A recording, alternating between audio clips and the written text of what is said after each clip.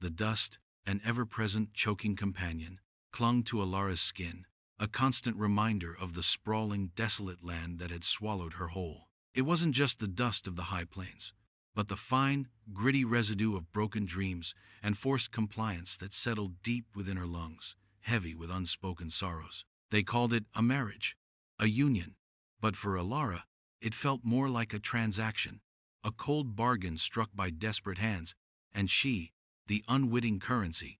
Her dowry had been her youth, her spirit, and a future she would never know. Rancher Silas Blackwood, a man carved from granite and fueled by an unseen, internal fire, had claimed her. His eyes, the color of storm clouds before a gale, held no warmth, only a possessive, predatory glint that promised only servitude, not companionship. The sprawling Blackwood Ranch, a collection of weather-beaten shacks and corrals that sprawled like a wounded beast across the unforgiving landscape, was her new prison.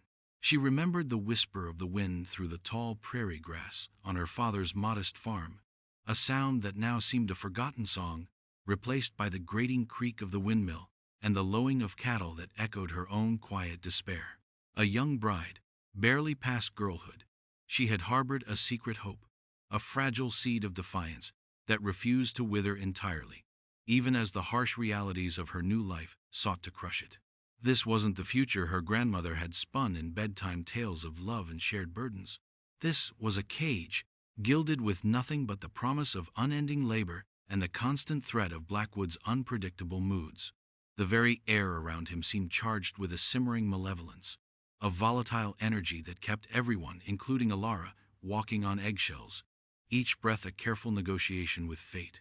His booming voice could shatter the stillness of the afternoon, leaving an unsettling echo in its wake, like thunder without the relief of rain. She wondered, in those quiet, stolen moments before dawn, if any part of her old self remained, or if she had been utterly consumed by the dust and the dominion of Silas Blackwood. The sun, a brutal, unblinking eye, watched her toil, as if silently condemning her fate, painting the world in hues of ochre and burnt umber, reflecting the dryness of her soul. She was a silent figure in a vast, indifferent landscape, a prisoner in a life she never chose, yearning for a freedom she dared not even name aloud. Silas Blackwood moved through his ranch like a shadow, long and oppressive, his presence a constant chill even under the baking sun. He wasn't a man of grand gestures or overt cruelty, not in the way a man might whip a horse or shout down a worker. His cruelty was quieter, more insidious, a slow, methodical chipping away at the spirit. It was in the way he would watch Alara from the porch, his gaze heavy and unwavering, making her feel like a specimen under a microscope, her every movement scrutinized, every breath a transgression. It was in the casual dismissal of her efforts, the way he would find fault with the simplest task, a dinner too hot, a shirt not pressed enough, a silence too long. "You're a wife now, girl," he'd say, his voice a low rumble. "Your purpose is to serve." The words were always delivered with a chilling absence of emotion, as if he were stating a self-evident truth, not imposing a crushing burden. She learned quickly that defiance, even in a glance, was met with an amplified coldness, a withdrawal that felt more menacing than any physical threat. He starved her not of food, but of human connection, of kindness, of hope. Alara felt the weight of his unspoken expectations pressing down on her, an invisible hand pushing her further into the earth, deeper into herself. Her days blurred into a monotonous cycle of chores, cooking over a perpetually smoking stove, scrubbing clothes in harsh lye soap until her hands were raw, tending a small, struggling garden that seemed to mirror her own stunted growth. Each sunrise brought not the promise of a new day, but the dread of another 24 hours under Blackwood's heavy shadow. She moved through the rooms of the ranch house like a ghost, a silent echo of the vibrant girl she once was, her laughter a forgotten melody. The dust motes danced in the shafts of sunlight that pierced the grimy windows, each speck of light a mocking reminder of the freedom that lay just beyond her reach, beyond the confines of these walls, beyond the grasp of this man. Her once bright eyes, now often downcast, had begun to acquire a haunted, weary look, reflecting the desolate landscape around her and the barrenness within.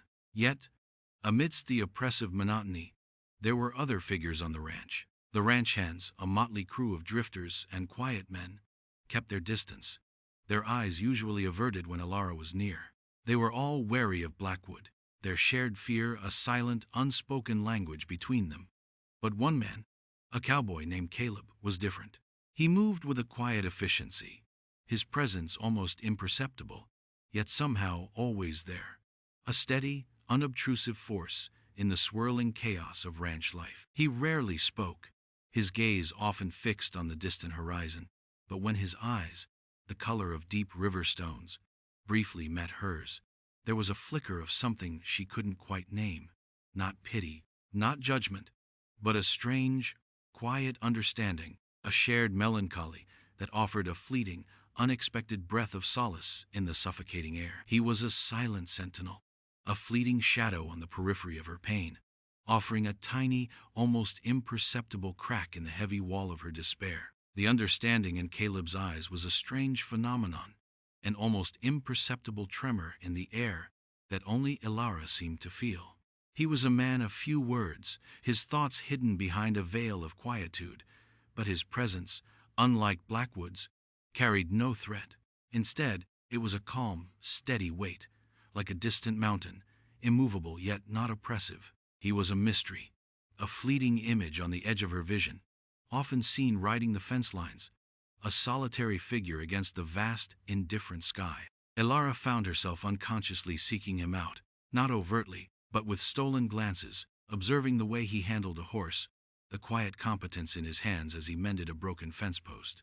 He seemed to belong to the land in a way Blackwood never could, as if the dust and the wind were his ancient kin, while Blackwood was merely a trespasser, a crude conqueror. This subtle contrast, the quiet strength of Caleb versus the loud, brittle power of Blackwood, began to gnaw at the edges of Alara's despair, planting a minuscule seed of curiosity. Sometimes, when Blackwood was away in town, or when the ranch hands gathered for a meal, a rare, almost imperceptible moment of shared humanity would surface.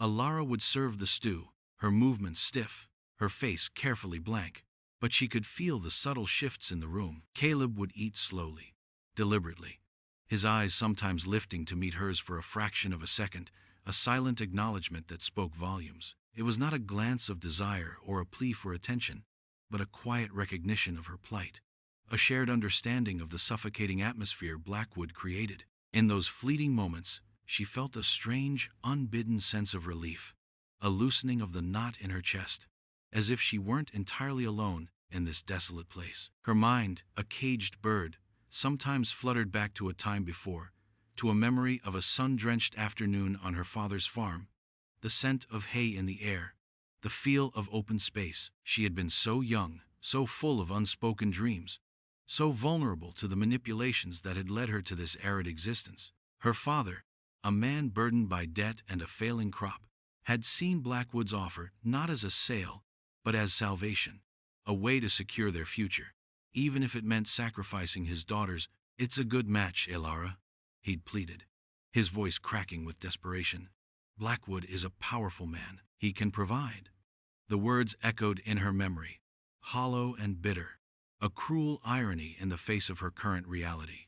She had stood there, a young woman caught between a father's plea and her own burgeoning fear, her consent a silent, choked whisper, swallowed by the wind. The memory was a dull ache, a constant reminder of her own complicity, her inability to truly fight against the tide. She was flawed, she knew, not a victim pure and untouched, but a participant in her own demise, paralyzed by circumstance and a misplaced sense of duty. And now, she was adrift, a fragile boat in a storm-tossed sea, with only the distant, steady light of Caleb's quiet presence, offering a faint, flickering beacon in the encroaching darkness. The summer days bled into autumn, each leaf that withered mirroring a piece of Alara's spirit. Blackwood's presence, once a smothering blanket, began to feel like a tightening noose. His erratic moods grew more frequent, his demands more unreasonable, his eyes colder than the winter winds that had begun to sweep across the plains. He took to scrutinizing her work with a venomous precision, finding fault where none existed, his criticisms delivered with a clipped, biting tone that left her trembling. "This stew," he'd sneer, pushing his plate away. "Tastes like despair. Is that what you serve your husband, girl?" His words were daggers, each one designed to pierce her fragile composure, to remind her of her subservience, her lack of agency. He would watch her, a silent, menacing presence, until she corrected some imagined flaw, or simply broke under the pressure, her hands shaking, her breath catching in her throat. The ranch house, once merely a prison, now felt like a torture chamber. Each creak of the floorboards, a precursor to his wrath, each shadow, a potential harbinger of his volatile temper. One blustery afternoon, a sudden fierce wind ripped through the ranch, tearing a section of the main barn roof clean off. Chaos erupted. Blackwood, usually so composed in his tyranny, flew into a rage, his face contorted, veins throbbing in his neck. He blamed the ranch hands, cursing them with a guttural fury, his voice echoing across the yard like a rifle shot. He singled out a younger cowboy, new to the ranch, accusing him of negligence, then struck him across the face. A sharp, cracking sound that resonated through the heavy air. Alara, watching from the kitchen window, felt a cold dread wash over her. It wasn't just the violence, but the sheer, unbridled malice in his eyes, the way his lips curled back in a snarl, revealing a glimpse of the predator beneath the human facade. It was a raw, unfiltered display of his true nature, a stark reminder of the danger she lived with every single moment. The young cowboy stumbled back, his hand pressed to his bleeding lip, his eyes wide with shock and fear, but he said nothing, dared not move, utterly cowed. Caleb, who had been working nearby, had stopped, his back to the scene, his shoulders stiff. He didn't turn, didn't react overtly, but Alara saw the subtle tensing of his muscles, the way his jaw worked, a barely perceptible ripple of controlled anger. It was a silent rebellion, a testament to a quiet strength that burned beneath his calm exterior. The incident laid bare the brutal hierarchy of the ranch, the absolute power Blackwood wielded, and the fear that kept everyone in line. For Alara, it was a terrifying confirmation of her worst fears. If he could do that to a man who might retaliate, what would he do to her, a woman alone, with no one to protect her, no one to advocate for her? The noose tightened further, the air growing thinner, the silence heavier. Hope, that fragile, defiant seed, seemed to shrivel in the face of such raw, untamed cruelty, leaving her with only the stark, chilling realization that she was entirely at the mercy of a man who knew no mercy. The world outside felt distant, unreachable, an alien concept, leaving her trapped in this desolate, wind-swept purgatory. The incident with the barn roof and the brutal display of Blackwood's temper left an indelible mark on Alara, a chilling reminder of the precipice upon which her life balanced. Her dreams, once delicate whispers, now felt like suffocated cries, barely audible even to herself. In the quiet hours of the night, when the wind howled like a mournful spirit around the lonely ranch house, her mind would often drift back, seeking solace, or perhaps just understanding, in the fragmented memories of her past. She remembered the drought, that relentless, merciless sun that had baked the earth and withered their crops, turning her father's fields into a landscape of despair. She recalled the bankers, grim-faced men in dark suits, their words like stones dropping into a well, speaking of foreclosure, of losing everything. Her father, a man whose shoulders had always seemed broad enough to carry any burden, had seemed to shrink under the weight of it all, his eyes hollow with a despair that mirrored the parched earth. It was in that desperate hour that Silas Blackwood had appeared, a seemingly benevolent figure cloaked in the grim necessity of circumstance. He wasn't a savior, but a dealer in futures, a man who saw opportunity in desperation. He offered to buy their land, not for cash, but for a future partnership, a euphemism, she now understood, for control. He spoke of marriage, of a union between their families, as a way to consolidate resources and secure stability. Alara, then 18, had been swayed by her father's desperate pleas, by the illusion of saving their home, by the sheer overwhelming pressure of their impending ruin. She had seen the flicker of hope in her father's eyes, a hope that had blinded them both to the true cost. "He's a good, solid man," her father had insisted, his voice raspy with suppressed tears. "He will provide for you." The irony tasted like ash in her mouth now. Provision, yes, but at what price? Her freedom, Her very identity had been bartered away for a brittle promise of security. One evening, after another tense supper where Blackwood's silence was more unsettling than his words, Elara was crossing the yard to the outhouse. The moon was a sliver in the vast, inky sky, casting long, distorted shadows. She heard the soft thud of a shovel, then the rhythmic scrape of earth. Rounding the corner of the stable, she saw Caleb, his back to her, silhouetted against the faint starlight. He was digging, not a grave, but a hole, meticulously deep, near the old gnarled oak tree that stood solitary on the property line. He paused, leaning on the shovel, and for a moment he looked up, his gaze sweeping the distant, dark horizon. He didn't see her, but in that fleeting instant, caught between the stark reality of the ranch and the silent, contemplative figure of the cowboy, Elara felt a strange sense of something ancient and wild stirring within her. It was the feeling of being utterly alone in a vast world, yet seeing another soul who understood that profound solitude, a shared understanding of being bound to the earth, but not necessarily by its chains. What he was burying or unearthing, she couldn't know, but the image of him, so deliberate and focused in the quiet darkness, resonated with a deeper meaning, a wordless promise of something beyond the present desolation. It was a small, unsettling mystery, a quiet rebellion against the superficiality of her confined existence. And in that moment, she clung to it, as a drowning woman might cling to a piece of driftwood. The shared silence with Caleb, the subtle melodies, the knowing glances, began to weave a delicate, almost invisible thread between them, strengthening with each passing day.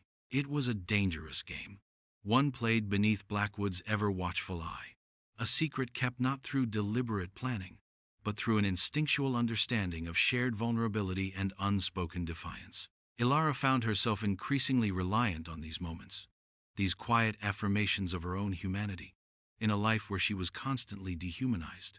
She noticed how Caleb would subtly intervene when Blackwood's temper threatened to boil over, often by diverting his attention with a question about the cattle or a report on a broken fence, a small, almost imperceptible shield. This quiet protection was a revelation, a balm to her wounded spirit.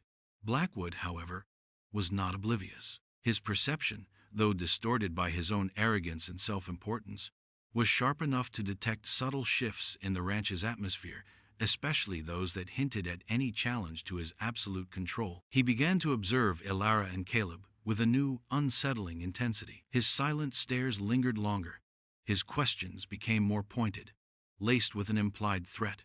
"You seem to be enjoying your chores more, wife," he remarked one evening, his voice deceptively smooth, his eyes like chips of ice. "Perhaps the company of the hands brightens your day?" The words were not a question but an accusation, a barbed wire fence placed between her and any fleeting comfort. Alara's heart pounded, a frantic bird trapped in a cage. She kept her gaze fixed on her plate, offering a non-committal murmur, feigning indifference. But inside, a cold fear blossomed. The tension on the ranch became palpable, a thick, oppressive blanket that stifled every sound, every breath. The air crackled with unspoken animosity, a storm gathering on the horizon. Blackwood's suspicion was a venom, poisoning the already strained atmosphere. He began to assign Caleb to more distant tasks, sending him out to remote pastures, keeping him away from the main house, effectively trying to sever the fragile thread that connected him to Elara. But separation only sharpened the unspoken longing, solidifying their silent resolve. It was an ironic twist. His attempts to control them only amplified their connection, pushing them closer, albeit in spirit, not in proximity. The very act of being denied contact made their bond stronger, forged in the crucible of their shared oppression. One day, as Elara was hanging laundry, she found a small, smooth river stone on the clothesline, warm from the sun, nestled between two of Blackwood's shirts. It was a simple object, yet it hummed with significance. She turned it over in her palm, feeling its reassuring weight. It was a silent message, a promise of presence even in absence, a tiny act of defiance against the overwhelming despair. It was Caleb, a quiet assertion of his awareness, a wordless communication that resonated deeper than any spoken vow. The stone was a symbol, heavy with unsaid words, a beacon of hope in the deepening twilight of her confinement. a silent plea for courage. It was a moment of profound clarity. The time for silent suffering was drawing to a close. The tightening noose had to be broken, or she would surely choke. The riverstone, nestled in her hand, became Alara's silent companion, a tangible piece of Caleb's unwavering presence. It was a catalyst, sharpening her awareness, hardening her resolve. The fear that had once paralyzed her began to transmute into something else. A cold, simmering anger, a quiet fury that fed her burgeoning courage. She recognized the precipice she stood on, the final edge of her endurance. The slow burn of Blackwood's cruelty had reached its peak. The atmosphere in the ranch house was now suffocating, charged with an unspoken violence that felt imminent. He had grown increasingly unpredictable, his eyes alight with a disturbing gleam, his temper flaring at the slightest provocation. It was only a matter of time before his veiled threats escalated into something far more brutal, far more permanent. The realization struck her with the force of a physical blow. She would not survive here, not truly. She would either shrivel and disappear, a ghost before her time, or she would be broken, twisted into something unrecognizable. And in that terrifying clarity, a raw, primal instinct for survival flared within her. She thought of her father, of the debt, of her own complicity, and for the first time, she truly forgave herself. She had been a child, a pawn in a cruel game of survival, but she was no longer. She would not be a sacrifice. The years of quiet torment, the insidious erosion of her spirit, had not broken her. They had tempered her, forging a strength she never knew she possessed. The dark, bleak landscape outside, once a symbol of her entrapment, now seemed to call to her, to offer a dangerous, yet exhilarating, path to freedom. One evening, as the shadows lengthened, and the last rays of sun bled across the western sky, painting the clouds in hues of fiery red and bruised purple, a storm of a different kind brewed within the ranch house. Blackwood, fueled by liquor and his own simmering rage, began to question Alara about Caleb, his voice low and dangerous, his accusations thinly veiled. "He's been around, hasn't he, wife?" he slurred, his gaze piercing. "That quiet one. Too quiet for his own good, or yours." His hand, large and calloused, slammed down on the table, making the crockery jump. Alara's breath caught in her throat. This was it, the moment she had dreaded, the confrontation she had silently prepared for, the truth he suspected. The silence stretched, taut and brittle, like a violin string about to snap. Just then, the sound of hoofbeats echoed from outside, nearing the house. A horse, ridden hard and fast, skidded to a halt. Caleb. He had returned, unexpectedly, from a distant pasture, his face grim, his eyes scanning the windows.